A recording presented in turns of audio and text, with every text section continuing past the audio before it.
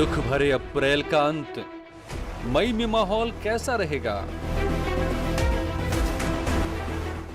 Corona को हराने के लिए मई में क्या होने वाला है?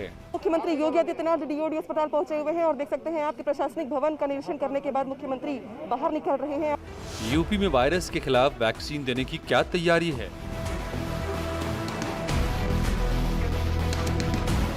1 मई से 18 वर्ष से अधिक के लोगों को जहां टीका लगाने की तैयारी तेज कर दी गई है, वहीं अभी जो 45 इयर्स के ऊपर के लोग थे उनका सेकेंड डोज लगाया जा रहा है। आंशिक लॉकडाउन से कितना फायदा मिला है? क्या लॉकडाउन है फिलहाल के लिए सबसे बड़ा विकल्प? वीकेंड लॉकडाउन के चलते आज से ही लोगों ने ज़रूरी सामानों की खरीद फरोख्त शुरू कर दी है। हम इस वक्त नरई सब्जी मंडी में हैं। कोरोना रिपोर्ट नेगेटिव होने के बाद सीएम योगी भी इस महायुद्ध में एक बार फिर वायरस को हराने के लिए मैदान में उतर गए हैं। मई में महामारी से निपटने के लिए तैयारियों का जायजा लिया। विभत्स परिस्थितियां हैं लखनऊ के भीतर और शायद यही वजह है कि मुख्यमंत्री आज कोविड रिपोर्ट नेगेटिव आने के बाद सबसे पहले मैदान में उतरने के साथ ही निरीक्षण कर जमीन पर जो हालात है कोरोना को लेके, कोरोना मैनेजमेंट को लेके, उसका जायजा लिया है और डीआरडीओ अस्पताल जो बनाया गया है सेना की तरफ से, उसका निरीक्षण करके ये सुनिश्चित किया है कि यहाँ पर किस तरीके की व्यवस्थाएं की गई हैं। सीएम योगी ने आज क्या देखा, वैक्सीनेशन को लेकर तैयारी क्या है, उसकी पूरी खबर और कई शहरों से लॉकडाउन की रियलिटी रिपोर्ट दिखाएंगे, तो बने रहिए न्यूज़ 18 के साथ। सबसे पहले आपको दिखाते हैं 500 बेड वाला वो अस्पताल जिसे डीआरडीओ ने चंद दिनों में तैयार कर दिया है। युद्ध के दौरान जिस तरह से तुरंत ब्रिज और अस्पताल तैयार किए जाते हैं, ठीक उसी तरह महामारी के खिलाफ इस हॉस्पिटल को 7 दिन के अंदर तैयार कर लिया गया, जिसका जायजा सीएम योगी ने आज लिया।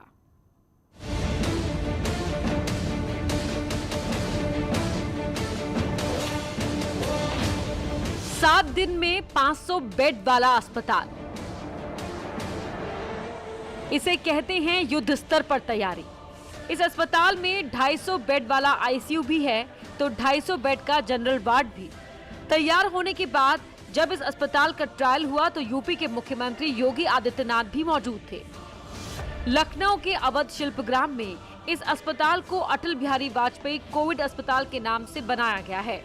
500 बेड का अस्पताल डीआरडीओ ने तैयार किया है। कोविड को लेकर बिगड़ते हालात के बीच सेना की तरफ से लखनऊ के अवध शिल्पग्राम में डीआरडीओ ने 500 बेड का अस्थायी अस्पताल तैयार करवा दिया है। यूपी में ऑक्सीजन और बेड की किल्लत की वजह से जो हालात बिगड़ रहे थे, उसे संभालने के लिए इस अस्पताल को तैयार किया गया है। मुख्यमंत्री योगी आदित्यनाथ ने खुद भी यहाँ आकर तमाम व्यवस्थाओं का जायजा लिया है। हमारे साथ बात करने के लिए मौजूद है यहाँ के इंजीनियर जिन्होंने पूरे के पूरे स्ट्रक्चर तैयार किया है। आपका नाम भाई साहब? और मेरा नाम एहसन सिंह है, मैं कंस्ट्रक्शन इंजीनियर हूँ डीआरडीओ में जो है। और इस पूरे फैसिलिटी को 1 सप्ताह के अंदर बनाया गया। सारे दिन रात हमारे बहुत सारे मतलब लोग लगे रहे डिपार्टमेंट के और उनके अनवरत प्रयास से ये सफल हुआ। सबसे पहले पेशेंट आएगा तो कहाँ जाएगा? यहाँ पे पेशेंट आएगा तो सबसे पहले देख रहे हैं जिसमें ट्राइएज लिखा हुआ है, पेशेंट को यहाँ पे एग्जामिन किया जाएगा। एग्जामिन करने के बाद ये डिसाइड होगा कि किस पेशेंट को जो है जनरल वार्ड में ले जाना है, किसको आईसीयू में ले जाना है। यहाँ सेना के डॉक्टर आपकी जांच करेंगे और लगेगा कि आपको एडमिट करना है तो आपकी स्थिति के हिसाब से आईसीयू या जनरल वार्ड में रखा जाएगा। तो सबसे पहले यहाँ पे टेस्टिंग फैसिलिटी इस तरीके की नहीं है कि मतलब आरटीपीसीआर का वो पहले लेकर के ही आना पड़ेगा किसी को। बाकी जो एग्जामिन है वो यहाँ पे स्टार्ट होगा और एग्जामिन करने के बाद ही जो है मतलब पेशेंट को कहाँ पे शिफ्ट करना है, आईसीयू में भेजना है या जनरल वार्ड में भेजना है, वो डिसाइड होगा। ये जो ब्लॉक बनाया गया है, इसका क्या काम होगा? इसका काम है कि जब पेशेंट बाहर से आएगा, सबसे पहले पेशेंट यहाँ पे जो है उसको रोका जाएगा। रोक करके उसकी सारी चीज़ें रिपोर्ट्स वगैरह एग्जामिन होगी, उसका हेल्थ चेकअप होगा। हेल्थ चेकअप के बाद ये डिसाइड करना पड़ेगा जो है कि पेशेंट को जो है हम जनरल वार्ड में भेजें या आईसीयू में भेजें। कई लोगों के मन में सवाल है कि क्या सिर्फ आपातकालीन स्थिति के लिए ही इस अस्पताल को बनाया गया है या किसी भी स्थिति में आकर इस अस्पताल में जांच करा सकते हैं। पेशेंट बहुत सीरियस कंडीशन में आ रहा है, ठीक है, आपने एग्जामिन भी कर लिया और ये पता चला कि उसकी कंडीशन बहुत ज़्यादा ख़राब हो रही है, तो उसको यहाँ से अगर आईसीयू वार्ड की बात करें हम, तो क्या व्यवस्था की गई है? क्योंकि इसके आगे जो रास्ता जाता है मेरे ख्याल से 2 तरीके के पेशेंट आएंगे। एक तो खुद चल करके आएंगे जो है जिनको की जो है मतलब ऑक्सीजन लेवल ठीक है लेकिन पॉजिटिव है, कम तकलीफ है, तो उनको जो है मतलब स्ट्रेचर की जरूरत नहीं पड़ेगी। कुछ पेशेंट ऐसे रहेंगे जिनका ऑक्सीजन लेवल काफ़ी कम रहेगा, उनको स्ट्रेचर पर ले करके फिर उनको आईसीयू के अंदर ले करके यहाँ से जाया जाएगा। यहाँ पे 2 अभी ये देखिए ICU 2 दिखाई दे रहा है मुझे, ICU 1, ये सारे ICU बेड वाले। जी हाँ, इस तरफ सारे आईसीयू हैं जो है, और इस तरफ जो है मतलब पीछे साइड में जो है जनरल वार्ड्स हैं। कुल टोटल कितने बेड ऐसे हैं जो ICU के लिए हैं या नॉर्मल के लिए हैं, या ऑक्सीजन के हर बेड पर उपलब्ध होगा? वेंटिलेटर्स कितने हैं? जी हाँ, यहाँ पे जो फैसिलिटी दी गई है सारे बेड पे, जो जनरल वार्ड में भी ICU में भी सारे पेशेंट के लिए 100% जो है बैकअप जो है ऑक्सीजन का है। और इसलिए ही DRDO के अस्पताल में 20,000 लीटर का ऑक्सीजन प्लांट लगा है। इससे 500 बेड के इस अस्पताल के लिए ऑक्सीजन सप्लाई होगी। बताया जा रहा है कि ये ऑक्सीजन प्लांट इस अस्पताल की जरूरतों को पूरा करने में सक्षम है। मतलब 100% सभी के पास। ये कमरा कैसा है? ये हमारा ICU 2 है, ICU 1 आगे है, इसके आगे। ये जरा सा ICU को एक बार देख लेते हैं इस तरफ हमारा जो फंक्शनल, बाकी ICU फर्स्ट हमारा जो है मतलब रेडी है पेशेंट को जो है। ICU फर्स्ट जो रेडी है, इसमें आज आप लोग ट्रायल भी कर रहे हैं। तो ट्रायल के दौरान क्या कुछ खामियां, कुछ कमियां भी दिखाई दे रही हैं कि जिसको दुरुस्त करना होगा? नहीं, हमारी सारी टेक्निकल टीम है, सारे जो है मतलब फील्ड्स के एक्सपर्ट यहाँ पे बैठे हुए हैं, सब अपनी अपनी जो जिम्मेदारी पूरी तरीके से कर रहे हैं जो है।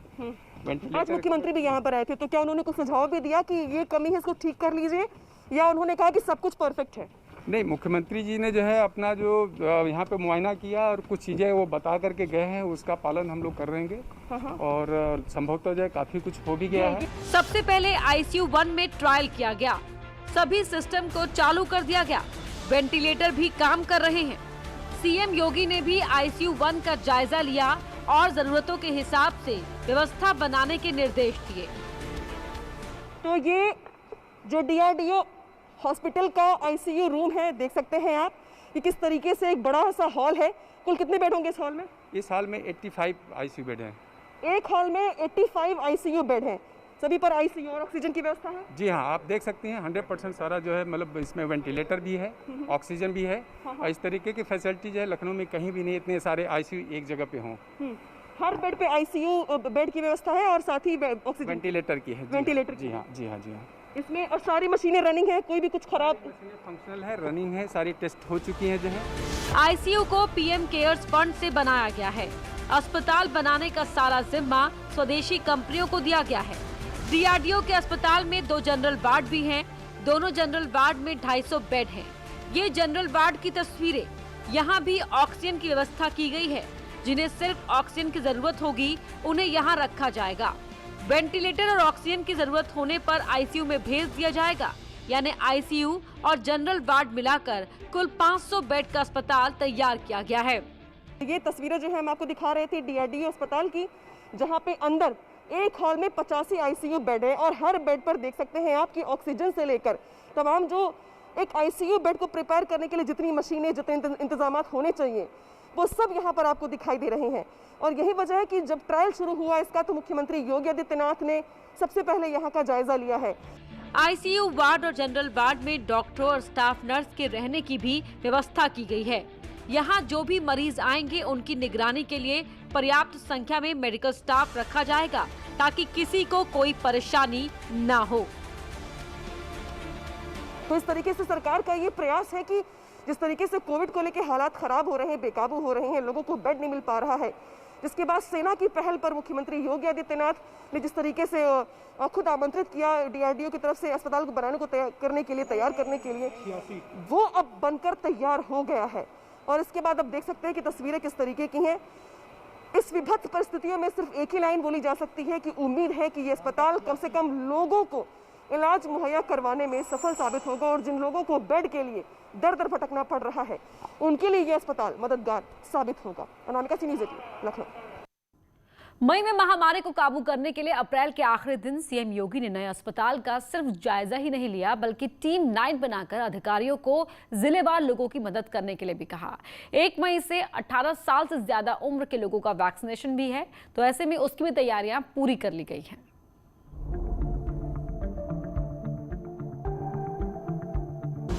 यूपी में 1 मई से वैक्सीनेशन। 18 साल से ज्यादा उम्र वालों को लगेगा टीका। 4 करोड़ वैक्सीन के लिए ग्लोबल टेंडर। कोरोना को हराने के लिए देसी वैक्सीन के साथ विदेशी टीका भी लाया जा रहा है। यूपी सरकार ने विदेशों से कोविड वैक्सीन मंगाने का फैसला लिया। ये वैक्सीन 18 से 44 साल के लोगों को लगाई जाएगी और उससे ज्यादा उम्र के जो लोग छूट गए हैं उन्हें भी वैक्सीन दी जाएगी। सरकार ने पहले ही 1 करोड़ वैक्सीन का ऑर्डर दे दिया है। कोविशील्ड और कोवैक्सीन के लिए 50-50 लाख ऑर्डर कर चुके हैं, लेकिन ये यूपी की जरूरतों से कम है क्योंकि यूपी की जनसंख्या करीब 23 करोड़ है, इसलिए यहाँ की जरूरतें भी ज्यादा हैं। यूपी सरकार के पास जितनी वैक्सीन है उसे इस्तेमाल किया जा रहा है और उसके लिए हर जिले में तैयारी है। वाराणसी में प्राइवेट हॉस्पिटल भी इस अभियान में शामिल हैं। 1 मई से 18 वर्ष से अधिक के लोगों को जहां टीका लगाने की तैयारी तेज कर दी गई है, वहीं अभी जो 45 इयर्स के ऊपर के लोग थे उनका सेकंड डोज लगाया जा रहा है। इसके अलावा आप ये देखिए कि भले ही आज बाज़ार बंद हो, व्यापारियों ने बाज़ार बंद रखी हो, सार्वजनिक जो दुकानें वो बंद रखी होंगी, लेकिन टीकाकरण में किसी तरीके से भी कोई भी रुकावट नहीं है। लोग आराम से आ जा रहे हैं। वाराणसी में 22 लाख लोगों को टीका लगेगा। प्राइवेट में निर्धारित शुल्क देकर टीकाकरण, तो सरकारी केंद्रों पर फ्री में टीके की व्यवस्था की गई है। वाराणसी की तरह प्रयागराज में भी टीकाकरण अभियान की पूरी तैयारी है। प्रयागराज की आबादी 65 लाख है, इसीलिए बड़े पैमाने पर टीकाकरण के केंद्र बनाए गए हैं। प्रयागराज के गांव में 84 और शहरों में 13 टीकाकरण सेंटर बनाए गए हैं। यानी प्रयागराज में कुल 97 सेंटर्स पर लोगों को टीका लगाने की व्यवस्था है। अगर हमें ऐसा लगता है, ज़रूरत पड़ती है कि भीड़ ज़्यादा आ रही है, तो हम उन्हीं सेंटरों में सेशंस बढ़ा सकते हैं और बढ़ाएंगे। प्रयागराज में 16 जनवरी से अब तक 3,45,000 लोगों को टीका लग चुका है, जिनमें से 2,67,000 लोगों को पहला डोज दिया गया है। अब 18 साल से ऊपर के लोगों को भी देने की तैयारी है। जो लोग भी टीका लगवाना चाहते हैं वो ऑनलाइन रजिस्ट्रेशन करवा रहे हैं। प्री रजिस्ट्रेशन का मकसद दोनों है। एक तो मरीज की अपनी सहूलियत, मनचाही तारीख, मनचाहा सेंटर चूज़ कर सकता है। दूसरा, वहाँ भीड़ ना हो और लोग की गैदरिंग कम हो, डिस्टेंसिंग का पालन हो। ये दोनों मकसद पूरे होते हैं प्री रजिस्ट्रेशन के कारण। लेकिन यदि कोई नहीं कर पा रहा है तो सेंटर पर भी उसको रजिस्टर करके वैक्सीनेशन कराया जाएगा। कानपुर में भी लोग टीकाकरण के लिए रजिस्ट्रेशन करवा रहे हैं, लेकिन तारीख न मिलने की वजह से लोग परेशान हैं। रजिस्ट्रेशन होने के बाद अब मैं लगा हूँ कि मुझे डेट मिल जाए वैक्सीन लगवाने के लिए, लेकिन ना फ्री और पेड दोनों ही कॉलम में मुझे डेट नहीं मिल रही है। सर्वर इशू दिखाता है, कभी सेंटर अवेलेबल ना होना दिखाता है, जिसे लेकर मैं बेहद परेशान हूँ। मैंने रजिस्ट्रेशन कराया तो मेरे पास एक केवल मैसेज आया कि आपका रजिस्ट्रेशन सक्सेसफुल हो चुका है, लेकिन हमें ना डेट मिली ना कुछ कि कब किस वैक्सीनेशन सेंटर पे जाना है, उसमें हमें कुछ अभी पता नहीं है। मेरठ में 74 सेशन में वैक्सीनेशन की तैयारी की गई है। हर सेंटर पर सोशल डिस्टेंसिंग का ख्याल रखते हुए तीसरे चरण के टीकाकरण की व्यवस्था की गई है। और फिलहाल 74 सेशंस प्लान किए हैं। हमारे पास कल के लिए पर्याप्त वैक्सीन्स भी हैं और हम उम्मीद करते हैं कि इस अभियान से जो कोरोना से पीड़ित हो रहे हैं उनके लिए एक आगे के समय में बहुत अच्छा राहत मिलेगा। कोरोना को हराने के लिए इसी तरह की तैयारी हर जिले में है, क्योंकि वैक्सीन ही वो संजीवनी है जो कोरोना के खिलाफ कारगर साबित हो रही है। Bureau report, news 18। जिस तरह से एक अनुमान लगाया गया था कि 30 अप्रैल तक यूपी में 1 लाख से ज्यादा कोरोना के मरीज होंगे और महाराष्ट्र को भी पीछे छोड़ देंगे, तो ये अनुमान गलत साबित हुए हैं। फिलहाल यूपी में कोरोना की संख्या आगे पीछे हो रही है, क्योंकि इस बीच कई जगह आंशिक लॉकडाउन भी किया गया है। शायद उसका असर भी हो रहा है। हम मौजूद हैं मेरठ के बेगम पुल चौराहे पर, जहां आबू लेन का बड़ा बाजार है। यहाँ की तस्वीरें आप देखिए कि पुलिस कर्मियों ने अभी से सारी तैयारियां पूर्ण कर ली हैं, बैरिकेडिंग लगा दी गई है और लगातार स्थितियों को नियंत्रित करने के लिए सारी तैयारियां पूर्ण कर ली गई हैं। ये मेरठ के बेगम पुल चौराहे का हाल है। यहाँ प्रसिद्ध आबू लेन का बाजार है। इस बाजार को भी दिखाइए कि कैसे यहाँ पर आम तौर पर चहल पहल हुआ करती थी, बहुत ज़्यादा भीड़ हुआ करती थी, लेकिन आज की तारीख में ज़्यादातर दुकानें अभी से बंद हैं। ज़्यादातर दुकानों के शटर अभी से डाउन हैं। हालांकि कुछ दुकानें खुली हुई हैं, लेकिन स्वेच्छा से भी व्यापारियों ने अपनी दुकानें बंद कर रखी हैं। आप इन तस्वीरों में साफ तौर पर देख सकते हैं। वीकेंड लॉकडाउन के चलते आज से ही लोगों ने ज़रूरी सामानों की खरीद फरोख्त शुरू कर दी है। हम इस वक्त नरई सब्जी मंडी में हैं, जहां पर आप देख सकते हैं तमाम लोग इकट्ठे हैं और जो सबसे ज़रूरी चीज़ होती है इस दौरान सब्जियां, फल, दूध और घरेलू आइटम्स की खरीदारी शुरू कर दी है। नरई सब्जी मंडी में तमाम लोग इकट्ठे हैं, पूरी कोशिश करवा रहे हैं। यहाँ जो सब्जी बेचने वाले हैं या जो लेने वाले हैं वो भी पूरी कोशिश कर रहे हैं कि जो गाइडलाइंस हैं कोरोना की सरकार की ओर से, चाहे वो डिस्टेंस मेंटेन करने की बात हो या मास्क लगाने की बात हो, आप देख सकते हैं उसको तमाम लोग फॉलो करते हुए दिख रहे हैं। लोग मास्क लगाए हुए हैं, मास्क लगा के सब्जी मंडी में हैं। फिलहाल आप देखिए जो बड़े शोरूम्स हैं, जो बड़ी कॉम्प्लेक्स हैं, वो सब बंद हैं। हालांकि छुटपुट इसका असर नज़र आया, मिला जुला असर नज़र आया, क्योंकि जो बहुत सारी दुकानें, जो छोटी दुकानें हैं वो खुली रहीं। हालांकि प्रशासन ने कहा था कि 12 बजे तक सब्जी, फल, दूध, ब्रेड की दुकानें खुली रहेंगी। उसके बाद केवल मेडिकल फैसिलिटीज़ से जुड़ी जो दुकानें हैं, जो सुविधाएं हैं, उन्हीं को चालू रखने की बात कही गई थी। लेकिन फ़िलहाल जो पान की दुकानें हैं, चाहे वो सिगरा में हो, चाहे वो कुबेर कॉम्प्लेक्स के सामने हो, वो सभी खुली हैं।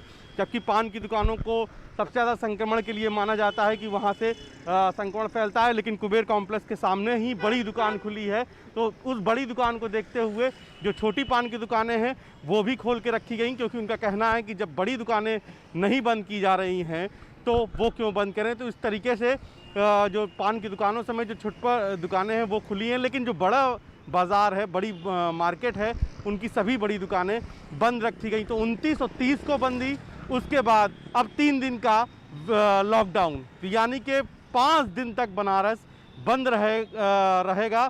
सोमवार की सुबह 7 बजे खुलेगा, जिसमें 2 दिन बीत चुके हैं और अब अगले 3 दिन लॉकडाउन के शामिल हैं। कैमरा पर्सन पंकज सिन्हा के साथ उपेंद्र द्विवेदी, न्यूज़ 18 वाराणसी।